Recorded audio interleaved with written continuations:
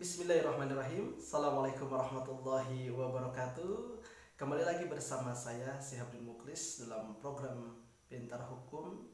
Nah, insya Allah sahabat sekalian, pada kesempatan kali ini kita akan membahas edukasi hukum, yakni tentang isbat hukum.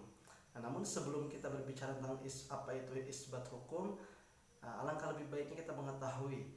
Jadi di Indonesia dalam undang-undang perkawinan disebutkan bahwa perkawinan yang sah itu adalah apabila dilakukan menurut hukum masing-masing agamanya dan kepercayaannya itu.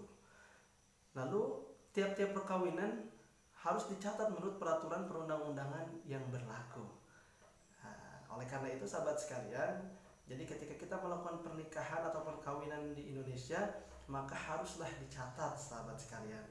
Ya, bahkan dalam kompilasi hukum Islam juga disebutkan agar terjamin ketertiban perkawinan bagi masyarakat Islam, setiap perkawinan harus dicatat sebagaimana dalam pasal 5 ayat 1 dalam kompilasi hukum Islam.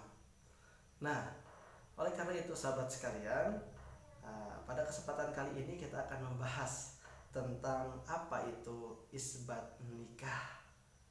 Ya.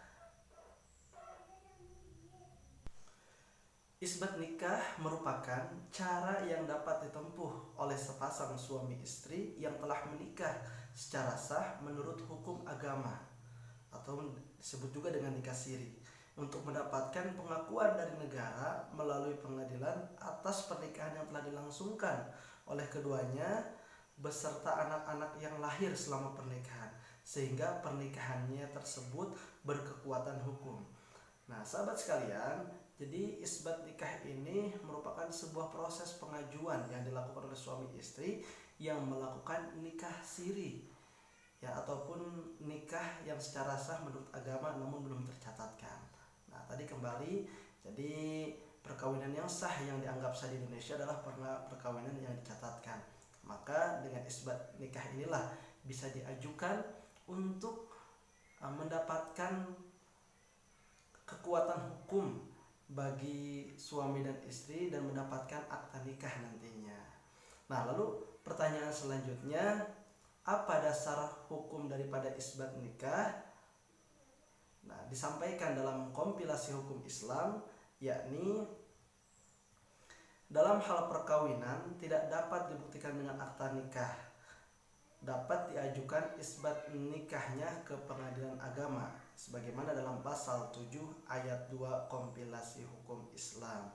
Nah, jadi ketika seseorang yang menikah namun belum memiliki akta nikah, maka harus mengajukan kepada pengadilan agama agar nanti diproses sehingga bisa mendapatkan akta nikah tersebut.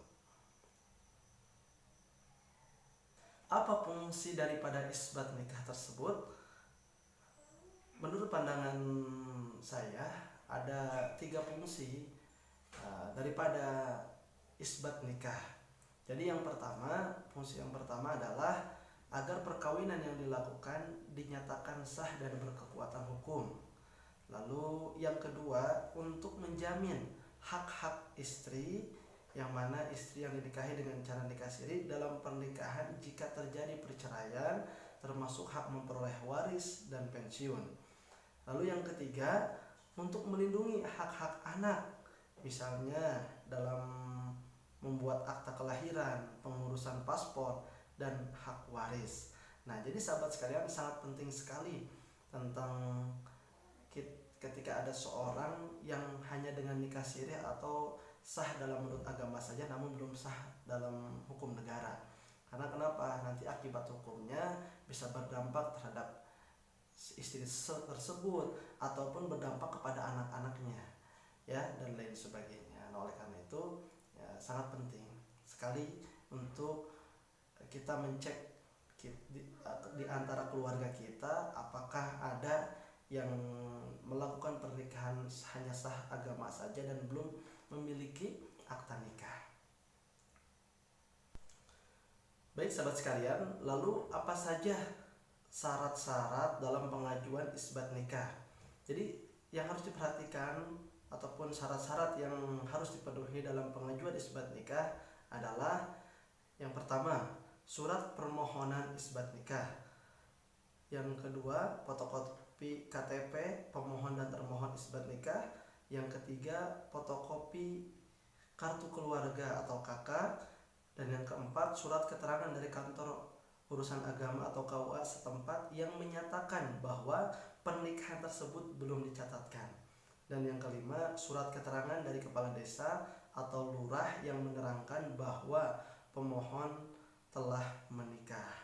Nah, itu sahabat sekalian, beberapa syarat-syarat yang harus dipenuhi ketika sahabat semua akan melakukan pengajuan isbat nikah ataupun akan membantu keluarga dan lain sebagainya. Kita datang ke tempat pengadilan agama, tempat yang memohon tinggal, dan lengkapi syarat-syaratnya, dan insya Allah akan dibantu dengan proses-proses nanti petunjuk di pengadilan agama. Nah, lalu pertanyaan selanjutnya, siapa saja yang bisa mengajukan isbat nikah? Dalam kompilasi hukum Islam disebutkan bahwa yang berhak mengajukan permohonan isbat nikah ialah suami atau istri, anak-anak mereka, wali nikah, dan pihak yang berkepentingan dengan perkawinan itu, sebagaimana dalam pasal 7 ayat 4. Nah, sahabat sekalian, itu mungkin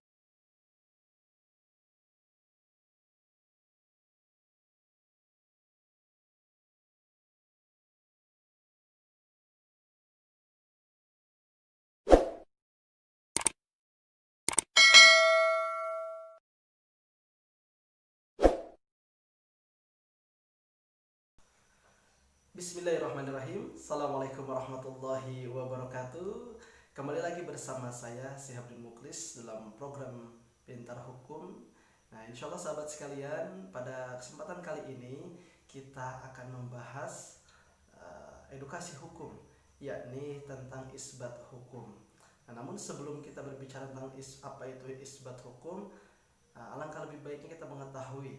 Jadi di Indonesia dalam undang-undang perkawinan disebutkan bahwa perkawinan yang sah itu adalah apabila dilakukan menurut hukum masing-masing agamanya dan kepercayaannya itu. Lalu tiap-tiap perkawinan harus dicatat menurut peraturan perundang-undangan yang berlaku. Nah, oleh karena itu sahabat sekalian, jadi ketika kita melakukan pernikahan atau perkawinan di Indonesia, maka haruslah dicatat sahabat sekalian. Ya, bahkan dalam kompilasi hukum